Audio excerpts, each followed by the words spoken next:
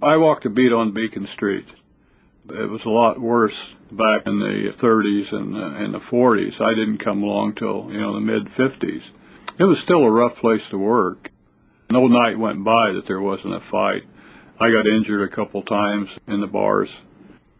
A lot of the places along Beacon Street had basements, and a lot of those basements were interconnected. So in the old days, they had gambling down there, prostitution.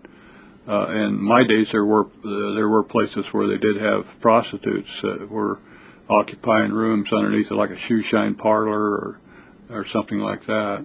My wife and I just became engaged, and I had just given her the ring, and I was working Vice at the time, and I was on a few days off, and as we were leaving the station, driving down Beacon Street, I saw one of my partners on Vice by himself, and he was being hassled by a couple of half-drunk street prostitutes.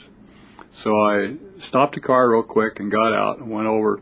One of the gals saw me, and she come running over and threw her arms around my neck, and I'm trying to get her off of me, and finally